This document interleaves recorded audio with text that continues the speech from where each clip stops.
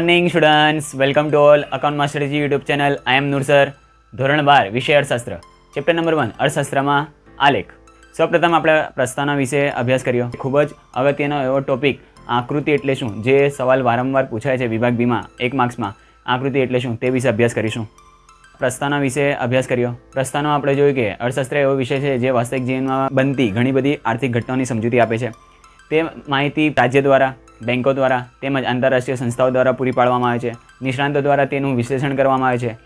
આ માહિતીમાં સામાન્ય પ્રજાને કોઈ રસ હોતો નથી, તેમને સમજ પડતી નથી. તેથી સામાન્ય પ્રજા સુધી માહિતી પહોંચાડવા માટે અને તેઓ સમજી શકે તે માટે ચિત્ર દ્વારા માહિતીનું રજૂઆત કરવામાં આવે છે. આ ચિત્ર મુખ્યત્વે 2 પ્રકારના હોય છે. પહેલું આલેખ અને બીજું આકૃતિ. તો આજે ખૂબ જ અગત્યનો એવો ટોપિક આકૃતિ એટલે શું, જે સવાલ વારંવાર પૂછાય છે વિભાગ બીમાં 1 માર્ક્સમાં. આકૃતિ એટલે શું તે વિશે અભ્યાસ કરીશું.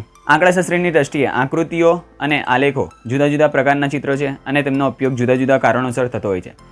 તમે આંકડાશાસ્ત્ર વિશે સ્ટેટ વિશે ભણો છો તે અંગે કીધું છે કે આકૃતિના આલેખ જુદા જુદા કારણોસર ઉપયોગ થાય છે. અર્થશાસ્ત્રમાં પણ આકૃતિના આલેખનો ઉપયોગ અલગ અલગ રીતે થાય છે. હવે આકૃતિ એટલે શું તે વિશે અભ્યાસ કરીએ. સામાન્ય રીતે અવલોકિત માહિતીનું ચિત્ર દ્વારા પ્રતિનિધિત્વ આકૃતિ કરે છે. જે માહિતી સ્વયં સ્પષ્ટ છે, જેના માટે આંકડાશાસ્ત્રના સાધનોનો ઉપયોગ કરવો પડતો નથી કે આંકડાશાસ્ત્રનું ઊંડું જ્ઞાન પણ જરૂરી નથી, તેવી સ્પષ્ટ માહિતીની ચિત્ર દ્વારા રજૂઆત એટલે આકૃતિ. આગળ, આકૃતિ દોરતી વખતે સ્કેલ માપ લેવામાં આવે છે. એટલે જ્યારે આકૃતિ દોરવામાં આવે ત્યારે સ્કેલ માપ લેવું જરૂરી છે, પરંતુ તેને દોરવા માટે આંકડાશાસ્ત્રનું ઊંડું જ્ઞાન જરૂરી નથી. એટલે કે આકૃતિ દોરવા માટે આંકડાશાસ્ત્રનું ઊંડું જ્ઞાન હોવું જરૂરી નથી. આગળ, આંકડાશાસ્ત્રની દ્રષ્ટિએ જ્યારે માહિતીની આવૃત્તિ અસતત હોય ત્યારે આકૃતિનો ઉપયોગ કરવામાં આવે છે. અસતત એટલે કે એવી માહિતી જેમાં વર્ગ હોતા નથી. ચોપડીમાં ઉદાહરણ આપ્યું છે. કિંમત રૂપિયામાં અને માંગ એકમોમાં. 1 રૂપિયાની કિંમતે 100 એકમોની માંગ છે. 2 રૂપિયાની કિંમત સામે 80 એકમોની માંગ છે. 5 રૂપિયાની કિંમત સામે 70 એકમોની માંગ છે. 7 રૂપિયાની કિંમત સામે 20 એકમોની માંગ છે. 10 રૂપિયાની કિંમત સામે 10 એકમોની માંગ છે. આવા પ્રકારના જે આવૃત્તિ હોય છે તેને શું કહેવાય? અસતત. એટલે કે જ્યારે અસતત પ્રકારની આવૃત્તિ આપવામાં આવે ત્યારે આકૃતિનો ઉપયોગ થાય છે.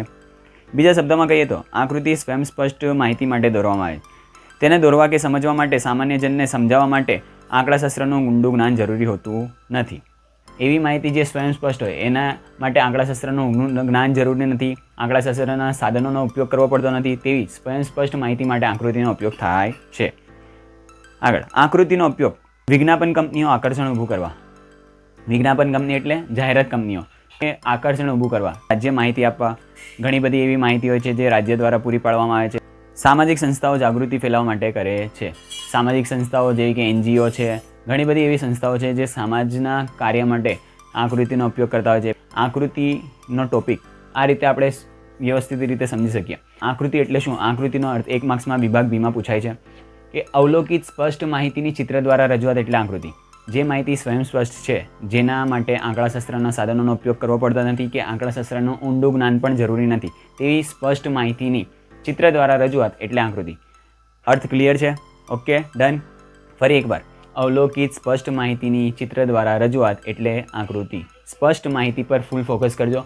અવલોકિત સ્પષ્ટ માહિતીની ચિત્ર દ્વારા રજૂઆત એટલે આકૃતિ. આકૃતિ દોરતી વખતે સ્કેલ માપ લેવું જરૂરી છે કે આકૃતિ દોરો ત્યારે સ્કેલ માપ લેવું જરૂરી છે. તો ફોકસ, મેઇન પોઈન્ટ કે સ્કેલ માપ. આકૃતિ દોરતી વખતે સ્કેલ માપ લેવું જરૂરી છે. પોઈન્ટ નંબર 3, આકૃતિ દોરવા માટે આંકડાશાસ્ત્રનું જ્ઞાન હોવું જરૂરી નથી કે આકૃતિ દોરો ત્યારે આંકડાશાસ્ત્રનું ઊંડું જ્ઞાન હોવું જરૂરી નથી. મેઇન પોઈન્ટ આંકડાશાસ્ત્રનું જ્ઞાન. પોઈન્ટ નંબર 4, અસતત પ્રકારની માહિતીની રજૂઆત માટે આકૃતિનો ઉપયોગ થાય છે. તો કયા પ્રકારની? તો અસતત પ્રકારની માહિતી માટે રજૂઆત કરવા માટે કોનો ઉપયોગ થાય છે? તો આકૃતિનો. જ્યારે માહિતી સ્વયં સ્પષ્ટ હોય ત્યારે આકૃતિ દોરવામાં આવે છે. માહિતી કેવી હોય? સ્વયં સ્પષ્ટ. તેનો ઉપયોગ થાય છે તો આકૃતિનો. નેક્સ્ટ, આકૃતિનો ઉપયોગ કોણ કોણ કરે છે? તો વિજ્ઞાપન કંપનીઓ આકર્ષણ ઊભું કરવા કે જાહેરાત કંપનીઓ નવી એડવર્ટાઇઝ દ્વારા આકર્ષણ ઊભું કરે છે.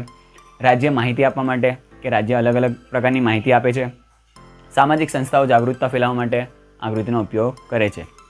હવે, આકૃતિ દોરવા માટે ગ્રાફ પેપરનો ઉપયોગ જરૂરી નથી કે આકૃતિ દોરવા માટે ગ્રાફ પેપર હોવું જોઈએ એવું જરૂરી નથી. માહિતીને સ્પષ્ટ કરવા માટે આંકડાશાસ્ત્રના સાધનોનો ઉપયોગ કરવો પડતો નથી. જ્યારે આકૃતિ દોરો ત્યારે માહિતીને સ્પષ્ટ કરવા માટે આંકડાશાસ્ત્રના સાધનોનો ઉપયોગ કરવો પડતો નથી. આમાંથી ઘણા બધા એવા શોર્ટ ક્વેશ્ચન પણ પૂછાય છે અને MCQ પણ નીકળે છે, જે આ રીતે. આકૃતિ એટલે શું આપણે જોઈ ગયા. સ્પષ્ટ માહિતીની ચિત્ર દ્વારા રજૂઆત એટલે આકૃતિ, અથવા સ્પષ્ટ માહિતીની ચિત્ર દ્વારા રજૂઆત એટલે આકૃતિ, અથવા અવલોકિત સ્પષ્ટ માહિતીની ચિત્ર દ્વારા રજૂઆત એટલે આકૃતિ. આ 1 માર્ક્સમાં પૂછાય. હવે બીજો ક્વેશ્ચન, આકૃતિ દોરવા માટે શું જરૂરી નથી? તો આંકડાશાસ્ત્રનું જ્ઞાન જરૂરી નથી. પછી આકૃતિ કયા પ્રકારના વિતરણ માટે દોરવામાં આવે છે, એટલે કે કયા પ્રકારની માહિતી? તો અસતત પ્રકારની માહિતી માટે. પછી ટ્વિસ્ટેડ સવાલ, અસતત પ્રકારની માહિતી માટે શું દોરવામાં આવે છે? તો આકૃતિ. પછી સ્વયં સ્પષ્ટ માહિતીની રજૂઆત માટે શેનો ઉપયોગ થાય છે? તો આકૃતિ. કયા પ્રકારની માહિતી માટે આકૃતિ દોરવામાં આવે છે? તો સ્વયં સ્પષ્ટ પ્રકારની માહિતી માટે. પછી આકૃતિ અને આલેખ વચ્ચેનો તફાવત વિભાગ C માં 2 માર્ક્સમાં અને વિભાગ D માં 3 માર્ક્સમાં પૂછાય છે. Thank you.